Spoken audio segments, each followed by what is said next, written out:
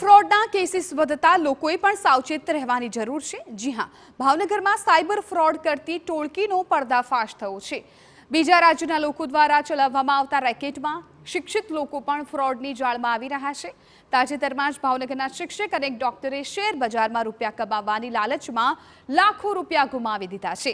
ત્યારે આવા ભેજાબાજ ઇસમોથી સજાગ રહેવા અને જ્યારે પણ સાયબર ફ્રોડનો શિકાર બનો ત્યારે તાત્કાલિક સાયબર સેલ પોલીસને જાણ કરવા માટે અપીલ કરવામાં આવી છે।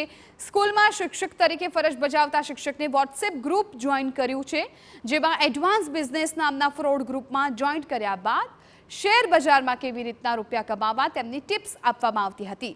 જે ટિપ્સ જોયા બાદ શિક્ષકે સ્ટોક ખરીદી હતી અને તેની પાસે અલગ અલગ 21 ટ્રાન્ઝેક્શન દ્વારા 53,07,000ની ચીટિંગ કરવામાં આવી હતી।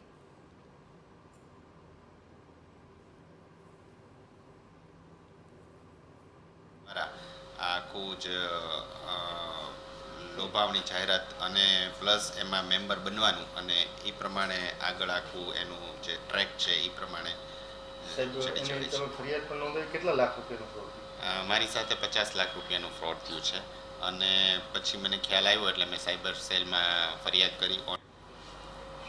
આજ મોડસ ઓપરેન્ડિસ પ્રમાણે ભાવનગરના નામાંકિત ચાઇલ્ડ સ્પેશિયાલિસ્ટ ડોક્ટરને પણ શેર બજારમાં વધુ રૂપિયા કમાવાની લાલચમાં આવીને 50 લાખ રૂપિયા ગુમાવ્યા છે। ડોક્ટરે સોશિયલ મીડિયામાં શેર બજારને લગતી જાહેરાત જોયા બાદ એક ગ્રુપ જોઈન કર્યું હતું। આ ગ્રુપમાં શેર માર્કેટમાં કેવી રીતના ઇન્વેસ્ટ કરવું તેમની ભેજાબાજ શખ્સો દ્વારા ટિપ્સ આપવામાં આવતી હતી।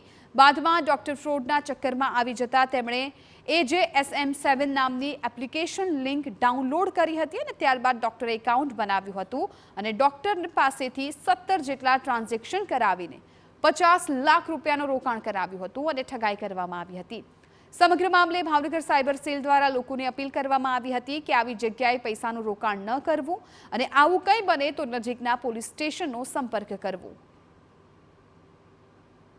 એપ્લિકેશન ડાઉનલોડ કરાવી હતી, AAFMAPP નામની એપ્લિકેશન ડાઉનલોડ કરાવી અને એમની પાસેથી સારું વળતર આપવાની લાલચના બહાના તળે 53,90,000નું ફ્રોડ થયું છે।